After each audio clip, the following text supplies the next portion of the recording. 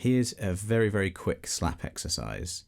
Now, slap is one of those things that sounds great, but when you first play it, it's quite disheartening. It's quite difficult to get into. But just very, very quickly, not going into it too much detail, you have the thumb part of it, which is this bony bit here, just striking and bouncing off the string roughly where the fretboard ends here. So it really is a bounce, and it's very much a wristy kind of action. And the other part of it is the pop bit, where you just get your first finger just underneath the string and really kind of snap it away. You're not going to break the string, so don't worry. I mean, I'm not doing it too hard, but that's the sound you want, really. You can use other fingers as well, but very, very basically that's slap. There are lots and lots of other parts of it, but for this exercise you'll need the thumb bit and the slap bit. So firstly, we'll just play 4 bars of C's in octave. So you have your first finger at the 3rd fret of the A string. What I do is put my little finger at the 5th fret of the G string, which is the octave away. So remember that octave pattern we did, 2 across and then 2 strings this way. You have an octave pattern, which sounds great with slap. So I don't use my 3rd finger, I use my 4th finger. It's just a bit of an easier stretch with that left hand there. So I want to strike the C on the 3rd fret of the A string with the thumb, and then immediately pull the string with my first finger. So 4 bars of it.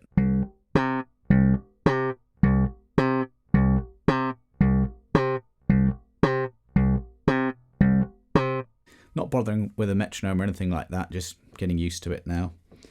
And then I'll move that exact pattern 3 frets across, which is E flat, and do the same thing.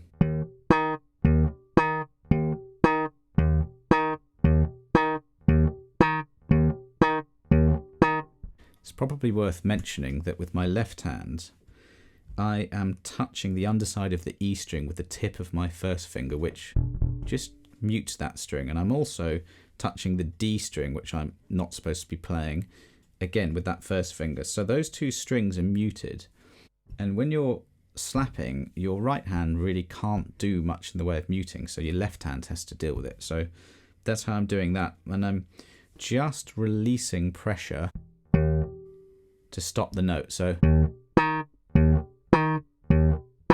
just releasing pressure off the first and little fingers when I want the note to stop. The length of the note is so important when you're playing bass. So you can just keep everything down and go. But a lot of that kind of funky, cool sound comes from notes being short. So after that, I'm just going to drop from the A to the G strings down to the E and the D on the same fret. So that's the 6th fret of the E string and the 8th fret of the D string, and that's B flat, and do the same thing.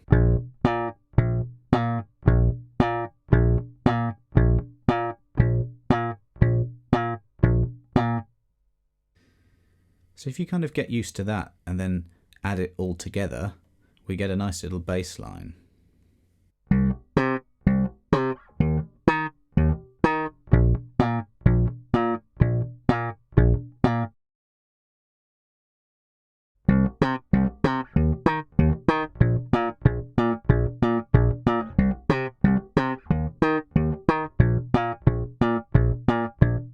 Talking about timing and groove as we did, we were talking about just tapping your foot, and my thumb is coming down, and immediately I'm kind of sort of coming down in this direction and then popping in this direction, and so I'm kind of trying to keep that as kind of each one of those just one movement. I'm just kind of almost mimicking what my foot's doing with the down and then the up. So that's kind of going to keep me in time and going to keep me in the groove a little bit more. So if you find that simple, what you can do is step it up by improvising a bit. So we can use, just to give you a couple of things to think about, some rhythms or a scale, or a scale. So if we start with rhythms, think about your thumb as the kick drum on a drum kit, and your popping finger here, the first finger, is a snare drum. Just think of a very, very simple drum beat and replicate it. So I'm going thumb, pop, and then 2 thumbs, and then another pop.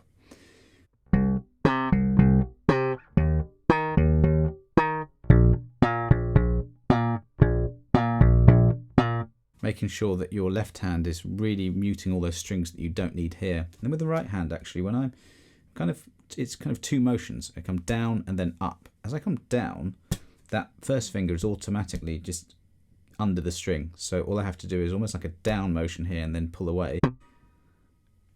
And my first finger's already under there.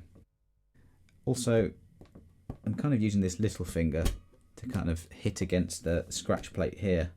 And just keeping the movement very, very consistent, which is the similar kind of thing when you're alternating your right hand in fingerstyle. Just everything is automatic. That's what you're aiming for here.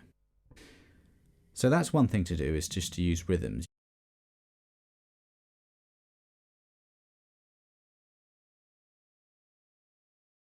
So another thing you can do, if not rhythm, is to use scales. Now, this little bass line is in the key of C minor, so we can use C minor pentatonic scale.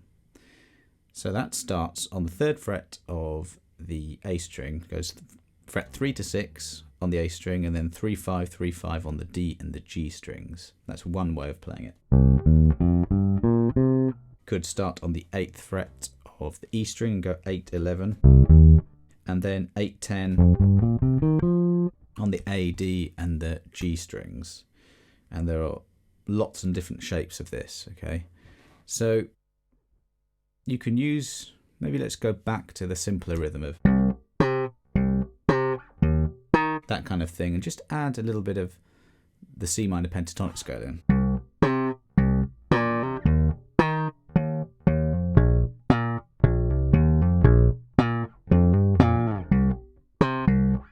I've slowed it down a bit there as well. I mean, pick a tempo and stick with it, but I'm literally just making this up as I go, so you can do the same thing.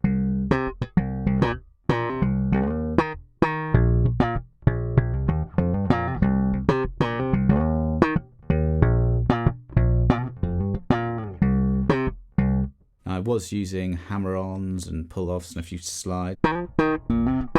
As with anything technique related, it's really all about making all of this lie under the fingers really naturally, okay? So muscle memory comes into play. So make sure that anything you're doing is sounding good, which, let's face it, if you've never done it, at the beginning it won't. So don't be too frustrated. Just take all of this very, very slowly. This isn't really a slap lesson.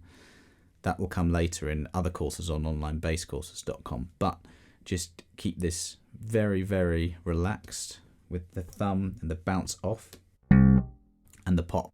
Those 2 techniques, that's all we're doing really now, getting used to those. And anything technical involves just being able to do that comfortably. At the point that you can do it comfortably, you know that you've kind of mastered that technique. Play it with a drum beat or a metronome and just get it as in time as possible. Start very, very simply and then start adding in these kind of rhythmic improvisations with the scale as well.